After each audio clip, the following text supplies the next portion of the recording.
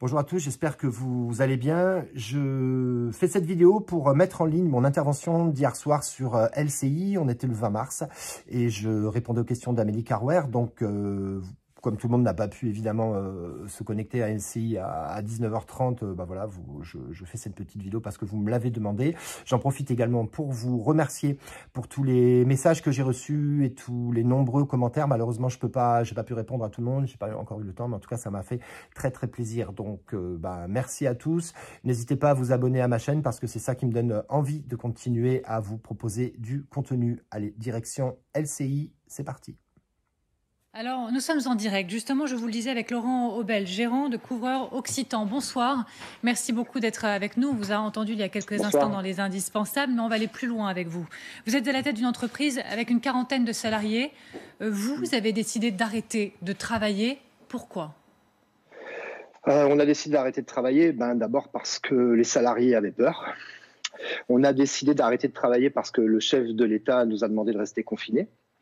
On a décidé d'arrêter de travailler parce que certains de nos clients étaient fermés, les marchés publics ont été arrêtés et nos clients particuliers n'étaient pas rassurés à l'idée de venir, à l'idée qu'on aille chez eux, ni pour eux ni pour nous d'ailleurs.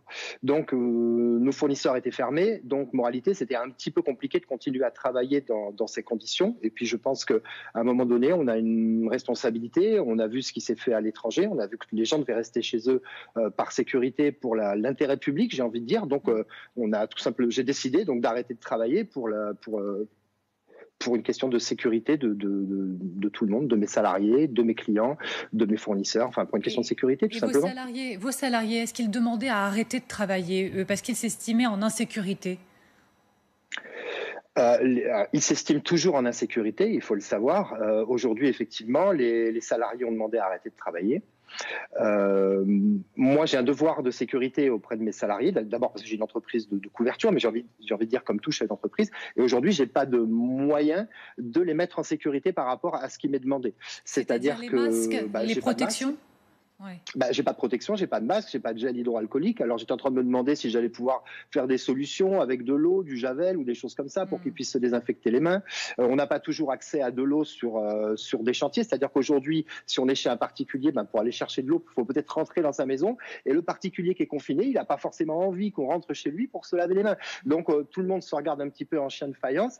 Il y a une vraie psychose par rapport à ce virus, je pense, qui est justifiée. Mais aujourd'hui, c'est très compliqué de travailler et de remettre les gens au travail. Et du coup, est-ce que vous êtes accompagné et bien accompagné pour bénéficier des mesures annoncées par le gouvernement, par exemple? Maintenant que vous avez décidé d'arrêter de travailler, comment ça se passe pour vous? On ne sait pas comment ça se passe. On ne sait pas comment ça se passe puisqu'en fait, notre ministre du Travail nous a annoncé il y a 2 jours qu'en fait, on devait aller bosser, qu'on avait arrêté de travailler mais qu'on n'avait pas à le faire. Elle a même dit, c'est pour ça que j'étais un petit peu en colère, elle a même dit qu'on était irresponsable d'avoir arrêté de travailler et d'avoir en fait tout simplement obéi au chef de l'État. On est désolé d'avoir été obéissant. Aujourd'hui, je ne vois pas, je ne sais pas, je sais pas comment faire, je ne sais pas quoi faire. Donc mes salariés ont peur d'aller travailler. Honnêtement, j'ai pas vraiment de solution. Nous, on s'est réunis entre nous par Skype, évidemment, et on a décidé de ne pas travailler la semaine prochaine. Voilà. Donc mon entreprise est à l'arrêt depuis lundi et elle est encore à l'arrêt pendant une semaine. Laurent Aubel, je reviens vers vous. Je me tourne un petit peu vers les professionnels aussi sur ce plateau. Vous comprenez les inquiétudes de cet entrepreneur qui est avec nous en direct en termes de santé, de sécurité? Je comprends parfaitement et je pense que je me mets à votre place et la difficulté de se dire que notre entreprise ne marche pas. Moi, je considère par exemple qu'à l'hôpital, mon rôle est de tout faire pour que nous continuions à assurer nos missions. Donc, je comprends parfaitement qu'il y a une rupture de valeur. Il faut clarifier les discours, rassurer les personnes. Le masque pour vos employés, je suis désolé de vous le dire, mais les masques, ça ne changera rien. Ce n'est pas ça qui va les mettre en danger dans un chantier. En sécurité ? En sécurité, pardon, dans un chantier. Se laver les mains, je comprends parfaitement l'argument que vous donnez, que lorsque c'est une intervention chez un particulier, il faut pouvoir se laver les mains régulièrement. Ça, par contre, c'est essentiel.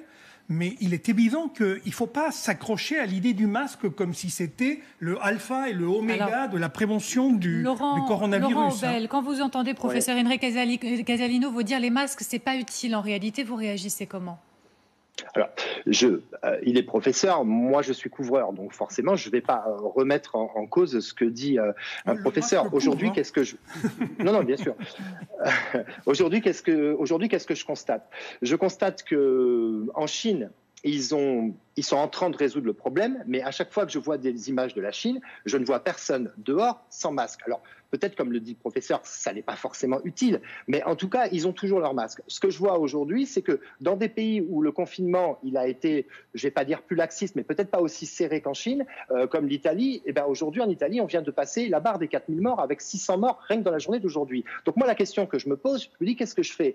Je pense que la moindre des choses est de mettre le maximum de sécurité, le maximum de protection. Si on en a trop, c'est pas grave. Je pense qu'il vaut mieux en avoir trop que pas assez. Et puis, vous savez aussi qu'il y a aussi une histoire de... C'est psychologique. Si on se sent en sécurité avec son masque, on se sent en sécurité avec son masque. Moi, je suis couvreur sur un chantier. On se sent en sécurité avec un chantier ou avec un échafaudage, pardon, ou avec un harnais ou ce genre de choses, alors qu'on ne va pas tomber. Mais on a besoin de se sentir en sécurité pour travailler dans des bonnes conditions. Moi, j'ai besoin que mes... Votre besoin de vous sentir en sécurité. Là, je profite de la présence du professeur Christian Perron aussi pour réagir à ce que vous êtes en train de dire. Vous réagissez comment? Il vous dit... Je comprends tout à fait les angoisses des personnes qui veulent se sentir protégées. Quand on voit des personnes qui manipulent des ordures ménagères, tout ça, qui veulent un masque, d'un point de vue scientifique de transmission des maladies, malheureusement, je pense que cette mesure n'a aucun effet. Après, des personnes qui sont en contact de clients, qui peuvent être éventuellement contaminés dans des maisons qui se sentent protégées, je conçois que ça puisse être raisonnable. Donc, faut juste raison garder. Le masque, c'est pas la panacée. Ça peut être important dans des situations, peut être très face à face avec des personnes qui peuvent être potentiellement contaminées. Mais c'est porter un masque dans la rue, dans toutes les situations d'activité, je dirais, professionnelle, ça n'a pas forcément beaucoup de sens. Laurent Geoffrin aussi, une question, L'injonction contradictoire. C'est vrai que les propos du président et de la ministre sont contradictoires, c'est la vérité. Mais c'est la réalité qui est contradictoire. Si tout le monde s'arrête, il n'y aura plus rien à manger. Et donc à ce moment-là, les gens sont obligés de sortir de chez eux pour aller se procurer de la nourriture par des moyens bizarres. Donc il est bien clair qu'il y a des professions. Alors, c'est totalement discriminatoire, mais c'est la vérité. Il y a des professions qui sont obligées de continuer. Parce que si elles ne continuent pas, il n'y aura plus d'électricité, il n'y aura plus d'eau, etc. Sur ce point, Laurent Aubel, comment vous réagissez quand le Geoffrin... J'imagine que les couvreurs et les travaux, ils peuvent s'arrêter sans causer un dommage irréversible. Alors, Laurent Aubel, votre réaction, justement, à ces propos de Laurent Geoffrin? Alors, on peut s'arrêter, on ne peut pas s'arrêter, on peut continuer, on ne peut pas continuer. Il y a aussi un problème économique. D'ailleurs, je pense qu'en fait, le problème, il est surtout économique. Si on avait la possibilité de mettre tout le monde en chômage partiel, en fait, ça serait facile. Alors, il est là le problème. Aujourd'hui, moi, je n'ai pas les moyens de rester indéfiniment arrêté comme ça avec mon entreprise. On n'est même pas sûr, nous, personnellement, qu'on va pouvoir bénéficier des indemnités qui ont été promises par le chef de l'État, parce qu'a priori, on devrait être au travail, comme l'a dit la ministre. Aujourd'hui, je pense que très sincèrement, on a besoin d'avoir une information qui est claire.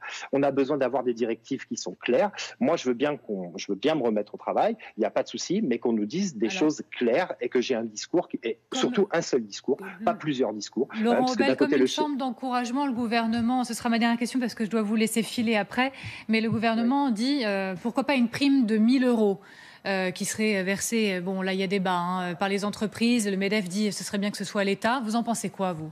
Il faut cette prime? Vous avez reçu comment cette annonce? Pour moi, c'est pas un sujet. Aujourd'hui, on veut pas une prime, on veut juste pouvoir travailler. La prime va être encore sous un certain nombre de conditions. Il va falloir justifier énormément de choses, monter des dossiers.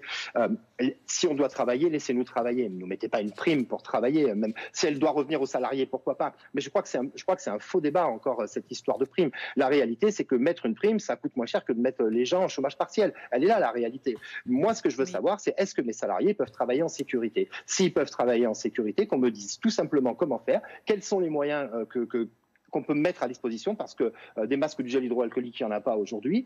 Est-ce que je peux aller parler à mes clients en toute sécurité? Est-ce qu'on peut faire retomber un petit peu cette psychose? Voilà, c'est la seule chose que je veux savoir. La prime de 1 000 €, oui, bien sûr, c'est très bien. Mais encore une fois, il va falloir justifier d'un certain nombre de choses. Enfin, bon, bref, j'en sais rien.